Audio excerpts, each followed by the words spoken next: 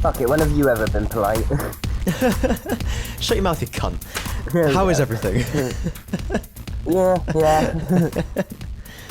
Oh, man. Cool. Not much different from like 2 days ago, but yeah. That's true. I saw you but 2 days ago. But you saw my butt 2 days ago? Yep. Dirty bastard. I had a little spy hole cut out in Rich's shed so I could watch you smoking out of your anus. That's what you're into. If you, like, stuck a cigarette up your ass with, you know, the fire bit coming out, and then... I don't know, you can't suck air in, though, can you? That's what I was going to say. How you'd have to... I mean, if you arch your back in a certain way, you can open your butt cheeks to let air in, but it's not really sucking. I suppose the air would flow in, though. But the thing is, how would you open to suck air in, but still hold on to the cigarette? Yeah. Still hold on to the fag, as it were. Yeah. Uh-huh. Apt slang there. Well, I guess that's a mystery for another day. Yeah. Yeah.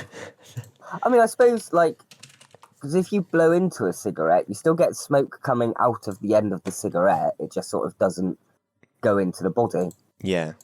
So I suppose if you farted with it hanging out, you'd still sort of imitate smoking out of the ass. But... Yeah. Well, that's what I was going to say first, but I thought when it's in the mouth, when it's in the mouth, you take a drag in, and that kind of lights the end up, doesn't it? And you suck it in. Yeah, so you'd have to light it before inserting it. Yes. Like a new sort of medicine from JML. Dear oh dear. Speaking of medicine, I can't believe I forgot. This isn't about medicine. I can't believe I forgot to mention this last week. It's like finally something vaguely interesting happened in my life. I was walking along, right? And I took an in-breath. And as I took an in-breath, I noticed a little midge flying around in front of me. And there was that split second where I thought, oh no. Okay. And then all of a sudden, midge at the back of the throat. And I was I was there like coughing and spitting and everything, but I could still feel it at the back of my throat. Dead, obviously, like it had been drowned and crushed or what have you. But I was just like all the way home until I could wash it down. It was horrible. So the first thing I did naturally was look around for a spider. If you swallow a fly, you gotta send the spider down to swallow the fly, which will wriggle and jiggle and griggle inside me. Have you ever felt like this? when strange things happen, I don't know why I swallowed a fly. Yeah, no, but that was a line in the theme tune. Eh? It's like, have you heard the word about the bird and the spider that wriggled and jiggled and squiggled inside her? Oh. That's one line from that. That's why I linked into... Oh. I didn't even realise. Yeah, anyway. And then after last week's podcast, I had a knock at the door. Dramatic interpretation there. Yeah. You're insane! Piss off, Will! Two different quotes from the same. Anyway. So I opened the door and there's... I didn't really quote. There's like this... What are you talking about? That was direct... That's what you said, wasn't it? No, I said piss off, Will. Will. Yeah. Because he thinks he survived. And then all of a sudden, Wilf knocks. He's just, oh, piss off, Wilf. Yeah. That's exactly the line that David Tennant said. Anyway, knock at the door. Yeah. So I opened it. Well, I looked out and there's like a 5-year-old kid or something out there. Really little kid. Okay. And so I opened it up. And hello. And he goes, he was one of these little kids that could barely speak properly.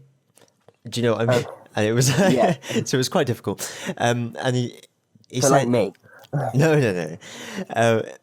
So Better pronounced. Yeah. He got, he held up this bag of popcorn and he was like, got popcorn with Teller. Don't want it. No thanks.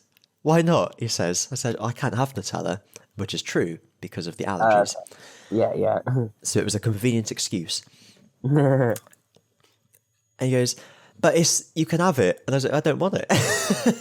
He goes, do you have a mum? I do have a mum, yes.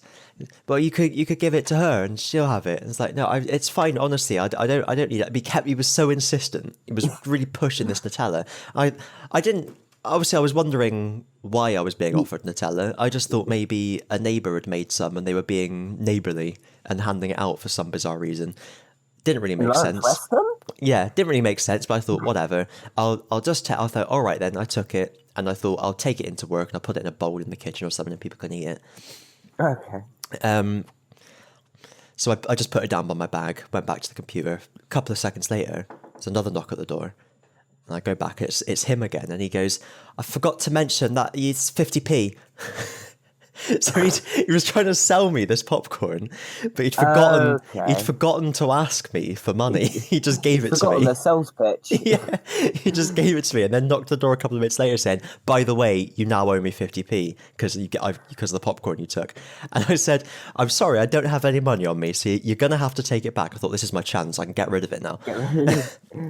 And so but he was like, he put his hands behind his back and moved away from me as I gave it back to him. I was like, look, I don't want it, just take it. Should have just placed it on the doorstep and closed the door. That's exactly what I did. And I was still trying to be as polite as possible. Like, thank you very much for offering, but I don't have any money and I can't really eat it. But thank you anyway. Thanks, bye. And he did pick it up and leave in the end. But I thought, fucking hell, that's what he said. Because when I was saying I don't have any money, he said, but think about it, you're lucky because I'm giving you this for free and you can just pay me later. He was definitely like a Bristol Lawrence Western chavvy kid trying to... Yeah. I bet he nicked it from Lidl's. No, it was just in like a plastic bag. He said something like his sister had made it or something. But yeah, I thought he was like a drug dealer saying this one's free, but you'll owe me later. It kind of sounded like trying to get you into like some kind of a racket or something. Yeah, it's weird. I think I was the only neighbour that answered my door though, because I was listening to him go around all the other doors. They probably all heard me. Yeah, you were the first one, unfortunately. Yeah. But yeah, that's what happened. So honestly, I've had a thing with food. First of all, we had the people in the chip shop trying to bribe me because they thought I worked at the council. Then we got the 5-year-old Nutella drug dealer. And the fly. That counts as food. Yeah. Suppose, yeah. Good source of protein. It's true. Oh, man. Oh, okay. But in other news, I've been listening to Dalek Empire, Big Finish. Okay. And they're really good, honestly. I know I'm into my Daleks anyway, but Daleks aside, it's a really good story. I've been very, very pleased with it. Fair enough. I know that I don't know if it's connected to Dalek Empire in any way, but I know there's like another story that's based around, not a story, but like a series based around Davros. Oh, yeah, no, I've seen that. It's like I Davros or something. Yeah. I haven't picked that one up yet. No, I don't know if it's connected or anyway. That's why I was just mentioning I think it's about Davros, isn't it? It's about his... I did look it up. His life, his death, his everything. Actually, that is one I did listen to, the Sixth Doctor, Davros. Yeah. Maybe I was thinking of that one.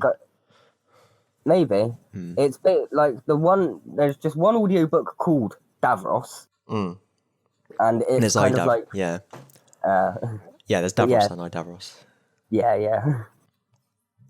But Davros is basically the Sixth Doctor being forced to work with Davros after all the Daleks are gone. Oh, yeah. Was there one... I did look up the description of one that was... it was like Davros gets hired by a tech company or something. Yeah, I think it is one? Yeah. Something along that. They're basically hired by like a big corporation, and Davros ends up trying to take everything into his own hands and fight. Like Davros does. Yeah. His own hand. Yeah, and the claw.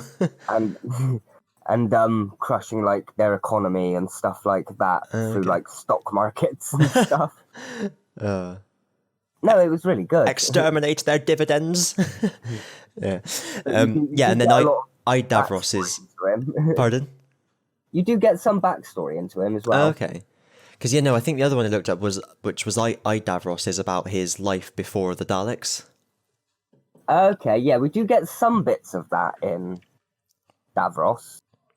Like, we find out how he... it's mainly the lead up to him about to create the Daleks, where he's just getting the idea for them. Okay. And the accident that caused him to be in a wheelchair. Okay. That's a lot of the stuff we get in this one. Okay. Out of interest, what was the accident that put him in the wheelchair? Just don't they're in the middle of a war, aren't they? Yeah. Okay. Because the big power bomb go boom. Yeah. That they covered a bit of what happened to Davros in one of those Unbound stories. Okay. Which was like it was quite like it was almost like a retcon of Dalek history, but not so much a retcon as this is what actually happened kind of thing. And I wondered if it was because they were fighting some enemy or some such. They were fighting the anemone. The anemone. Yeah. Before I started on the Dalek Empires, I did listen to the mini Dalek Empire arc, which was that I mentioned. Yeah. The genocide machine, the apocalypse element, and the mutant phase, which I bought. I think that was the one we didn't have. Yeah, that was a good one actually. Mutant phase, and the time of the Daleks, which I already had. I re-listened to that, and they were all good as well. Is there can you see the connections between them, or? Yeah, there's kind of common themes between them. So the Daleks like to use duplicates, and they use time corridors here and there. And some of the things that they do in these 4 stories are referenced in Dalek Empire. So in the apocalypse element, there's the library at Kar Sharat, and so that's mentioned in the end of apocalypse element. I thought that was the genocide machine. Yeah. Yeah, apocalypse element's the one where they invade Gallifrey, isn't it? Yeah. In it though. It is. Yeah. So they mentioned that we learned about this technology from the library at Kar Sharat or something like that, and they invade from their power base in a somewhere where they conquered in one of these other stories and stuff like that. So it's quite nice how it all tied in together. It was quite nice. Glad I let you know that they got a prequel to them. Yeah, that is good, because otherwise you don't have to listen to them first, but then it's just like a reference. You can go, oh, it was that. It's kind of like watching the classic series before watching the new series. Yeah, exactly. Yeah. Oh.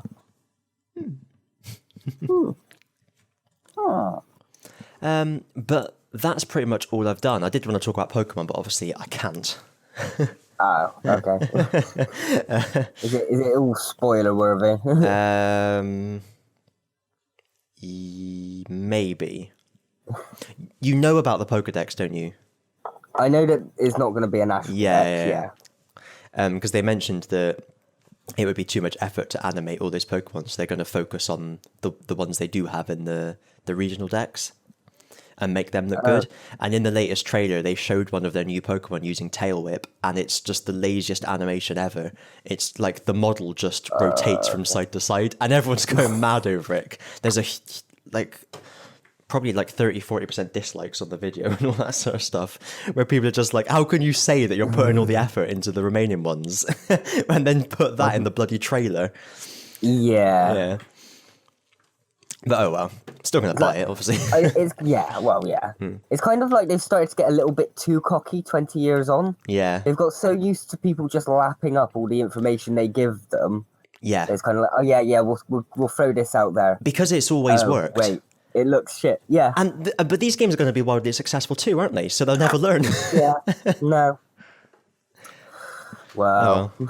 But yeah, it's definitely like people are now starting to turn against it a bit and say, like, hang on, you've done this already. We really do want something new. We've started to grow up, sort of thing. Yeah. We've grown with the games, but the games haven't grown with us. Yeah. To be fair, they're still not really marketed at 27-year-olds, are they? But why not make them for both markets? Yeah. It's just, I know it's a cliche, but you look at things like Breath of the Wild, and even things like blinking, actually, like Super Mario with the hats, whatever it was, the one that Rich said was better than Hat in Time. Do you like my new hat? Which I've never forgiven him for. Yeah, like they even such like little changes like that, just changing the style of the game a little bit, add in mechanics that are fun. I suppose with the platform, it's a bit different. They're still trying to make an RPG though with Pokemon, aren't they? But I don't know. I don't know what they can do that wouldn't.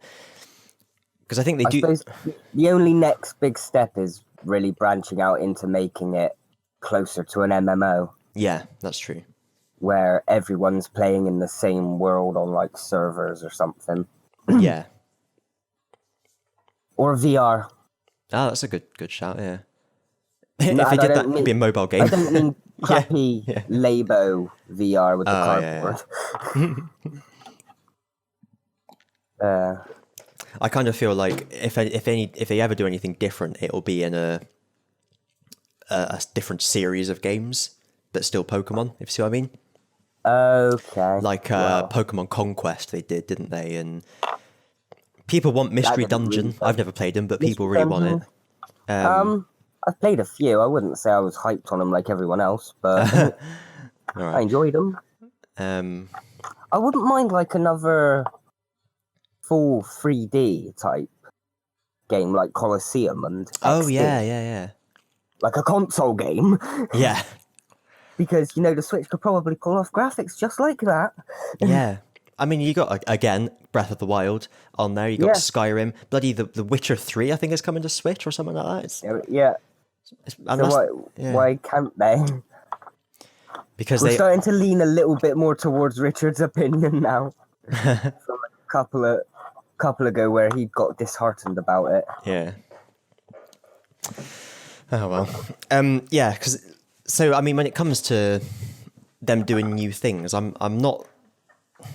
I just want a Pokemon game, so I'm not that bothered about the new mechanics like Dino Rods and all that bollocks. No. You know, but you just want them to actually invest in the games. Into it. Yeah. Put effort into what we've already making what we've already got better rather than bringing in a whole lot of new stuff that we don't care about. Yeah, you know, like they can add evolutions for things. They can spend a bit of time working on a game and make it full 3D. Well, yeah, no, that's what I'm saying. We don't even have to add new evolutions. Oh, yeah. Just make what we've got better. We've had Pokemon walking beside us. Bring that back. Yeah, all the stuff that people loved. HD, 3D, DDDDDI game sort of things. Get someone into work. I mean... This is linking Game Freak and Nintendo we're talking about. They aren't short of money. Get people in to work on a story, you know, put characters in the games, you know, rather than just kind of sound bites. Because even the characters are kind of just NPCs, aren't they, really? You know, generic NPCs rather than an actual character. Yeah. There's so much... I think that's more what you're thinking about it. That's more what you'd want rather than... really what I'd want rather than shaking up the games totally. Is more what, like more side quest type things? More just like a Skyrim world but Pokemon. Well, yeah, Skyrim doesn't have isn't great for storytelling either though, to be honest. But if you think about RPGs in general, I'm going to say those words again, Breath of the Wild. Skyrim to a certain extent, things like, you know, The Witcher and what have you. It's a really simple fucking formula. People have done those sorts of games again and again, but they put interesting characters and made people invested in the story. Yeah. And they've focused on the gameplay they had and made it actually... But it's kind of... good, with Breath of the Wild, there wasn't really much story to it, but... because they actually made all the NPCs feel like characters of their own. Yeah. The story was going out and finding these people you haven't met before, doing a random quest for them, which you haven't done for any other NPC. It's not just to go out and find me this one thing. Yeah. I just had a thought. What would really push a Pokemon game up in our estimations would be... being able to make choices that actually affect the storyline. Yes. Yeah. A non-linear... That's the word. Yeah. Story. Or... Well, I wouldn't say it's non-linear, because non-linear would be more like going to flashbacks and... Yeah. stuff like that. It's like... more of a moldable story. Yeah. The story you choose the story, not the story chooses for you. Yeah. And yeah, do things like you said, bring back the features that everyone actually liked. Focus Features on that improving what you got. weren't sort of like bad in the first place, so why get rid of them? Yeah. It's a shame, man. It's like they start again every generation. We've said this before. Like my least favorite games are always the first ones that come out in a new gen, and then they get better and better, and then a new gen starts and they're shit again. Oh, does that mean these Sword and Shields are going to be your worst ones of this gen? Well, thinking about that, actually, Wow. I like Dex and Y, to be fair. Okay, yeah. Although, did they say that Pikachu and Eevee was meant to be part of this gen? Oh, I don't know anymore. Yeah. I've completely forgotten what we decided. I think I don't really care anymore. We'll just say that they are in a different series. Perfect, problem solved. Yeah. Like Digimon. Yeah. Each new series is like a different universe in the digital Melange. multiverse. I thought you were going to say each new series is another friend we made along the way. And killed by the end of the day. Hooray! Yeah. Oh, man. Anyway. Yeah. That's all that's been going on in my life. Oh, I got a new mixer. That's another exciting thing that's happened to me. I'm not using it at the moment because I thought I haven't got much time this weekend. Well, I'll have a bit of time after the weekend. So rather than pissed about with it now, I'll just use what I've got in place, and then I can worry about it afterwards. I haven't got to worry about getting it ready by a certain time. Yeah. But I got myself a lovely Yamaha MG10XU, which I got a second-hand one. Okay. Well, they call it B stock from a retailer, so they've like had it on display in a shop somewhere or something like that. To quote from the website of Toman, where I bought it, a B stock is a product which has been returned by a customer within their 30-day money-back guarantee or replaced under guarantee and can no longer be sold as A stock. Okay, so it's like it's technically second hand, but it's never been used. Yeah, it hasn't been used by a customer kind of thing, but it's not new. But yeah, it looks For display purposes only. Yeah. But yeah, there was about a 50 quid discount on it because of that, which is nice. Oh. It looks pretty bloody new to me, and it's a much more well-regarded hardware inside it than the one I've currently got, specifically like the headphones. When I plug these headphones into the mixer, the sound quality is really bad. Apparently on the I looked into this, someone did a comparison, thankfully, of the mixer I have and the one I wanted, which was fortuitous. And he was saying how much better it was on the Yamaha, so I'm pretty happy with that. It should have a better... We're just gonna come down for Digimon World and be just like, what the fuck is this? I've got a whole mixing desk, yeah. No. Well, no, I just listened to like the music of the game and it sounds so different. Just No, because that's plugged into the computer. This is my headset with the microphone on. Oh, but it uses a 1/4 inch audio jack, so it has to plug into the mixer rather than the computer. Okay, yeah. But yeah, hopefully the compressors should be a little bit better on this one as well than the single knob compressors. It's also got a little effect rack on it, so I can put a delay on or make myself sound like I'm speaking a different pitch. So we'll have to experiment with that. At some point. the auto tune type thing. Yeah. Oh dear. So yeah, I'm pretty excited about it. Actually. I don't know if you can tell. I love my gadgets. You love your computer gadgets, yeah. Anything that can be plugged into the computer and fiddled about with. Especially audio. Like if I was a rich, not our rich, but a rich, a Richmond. Richmond. Yeah, Richmond Jones. One of those sausages. Yes, that's right. Thin Richmond. Richmond sausage, yeah. I'd get like a proper fucking, not like a whole desk, but like one of the big units that is like a mixing desk. That'd be so fucking cool. Turntables. We'd have all the foam stuck to the wall and all that shit. Oh yeah. Alas. Well, if If your mum decides to never come back, just turn her room into like a studio. Yeah, I'd get that. I'd get there eventually by adding bits of hardware bit by bit. Just soundproof. You just have to order a lot of packages that come with like those little mini bits of foam at the bottom. Yeah. And you just save up all them, stick them to the walls, move everything into your mum's room, throw everything from your mum's room out. To be fair, I don't think foam costs a lot. No. It's more that I'm in one corner of a living room rather than in a recording room. Yeah.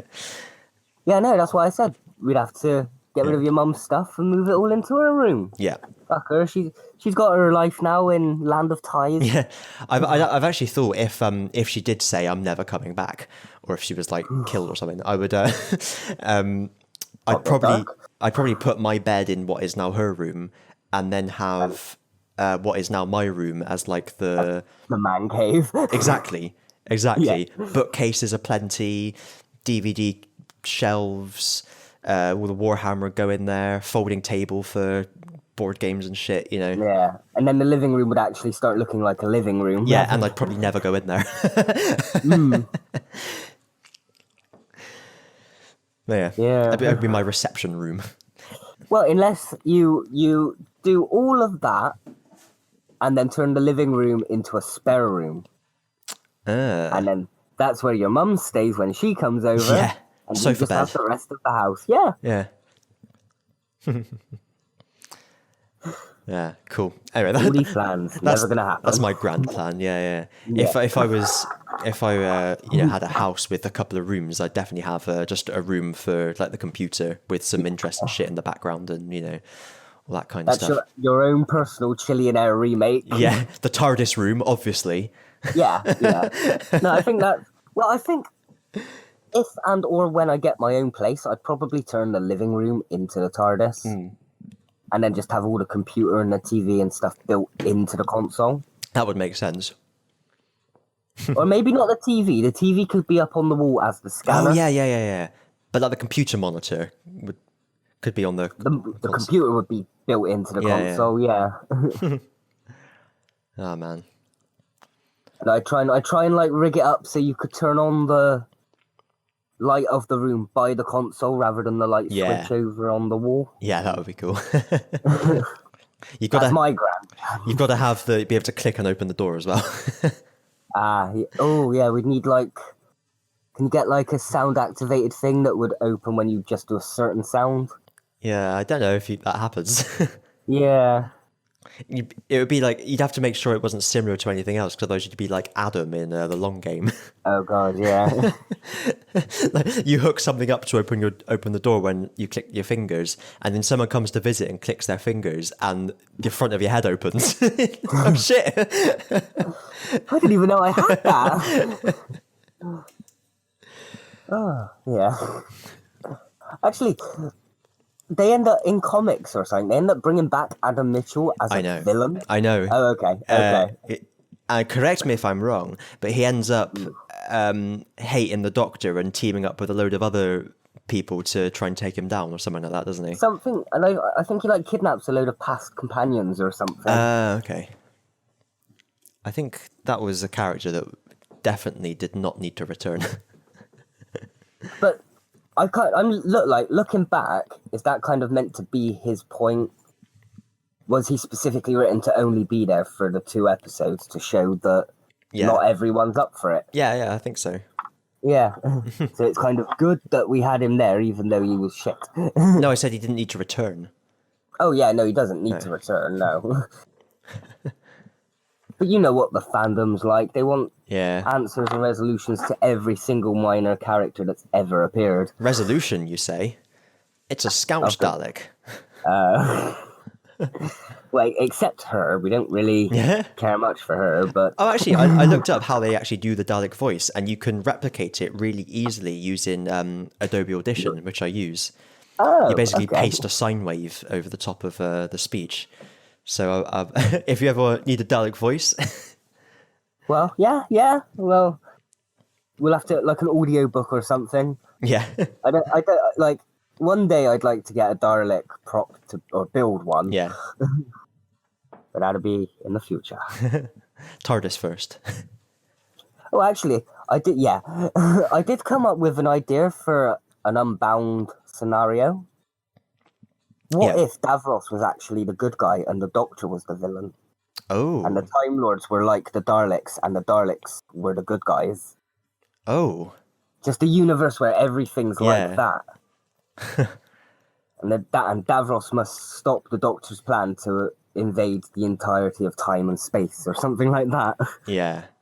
Or like if Davros was actually trying to do the right thing, and it's the Doctor's intervention that causes the Daleks to become what they were. Ah. Yeah, like an alternative Genesis where Davros was literally trying to make good Daleks, but because the Doctor rubbed the two wires made them rub the two wires together, that's what made them evil. Yeah, like he has his prototypes that don't have any emotion, and he's trying to fix it, and then the Doctor swans in and kills him or something before he fixes it. It could have been all right. Yeah, no, I think like I've never been, especially not as big as you, the biggest fan of Daleks. I find them a bit sort of overused now and then and a bit tiring at times. Yeah. But I do actually really like Davros. I think I realised that listening to this audio book. Yeah. Thinking back, any of my favourite Dalek stories are usually the ones with Davros in. I thought they've done him really well in the revived series as well. I think he's been very good. I loved him alongside Capaldi, yeah. Yeah. In those two-parters. Well, he was technically in two-parters of the new series. Yeah. Well, yeah. Well, on that note, it's time has to... it literally just been a Doctor Who? Oh no, we had a bit of Pokemon. Okay. Yeah, and a bit of the food hour. Oh yeah. So, bit of a not a normal one again. No. I mean, when is it ever a normal one? When Richard's here, it's slightly more normal. Yeah, I suppose. Dimension doesn't flow quite as bad when he's here. No, it's true. When it's the two of us alone in a place together, it kind of rebounds off each other and just becomes like an echo chamber. Yeah. For Dimension. Yeah. Oh, man. So, yeah, thanks for watching, everyone. If you have enjoyed it, you know the drill. Do all the shit that we always say. And hello to Alex, who's listening in the year 2058. If even. Yeah.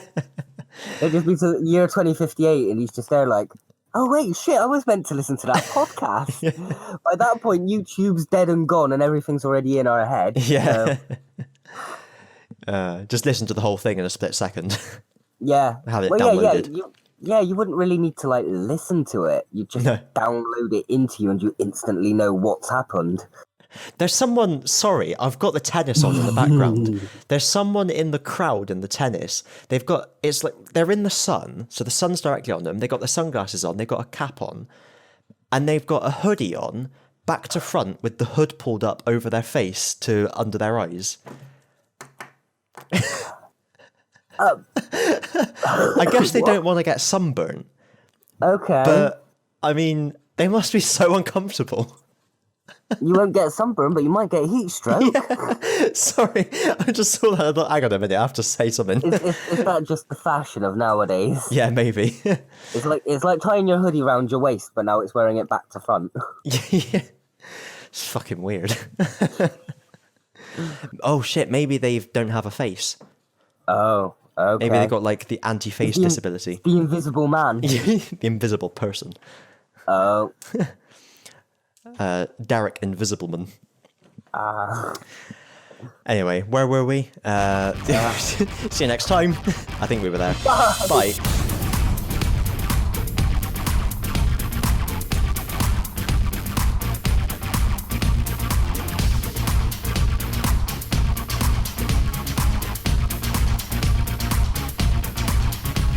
I'm now going to go cry into a corner. Yep.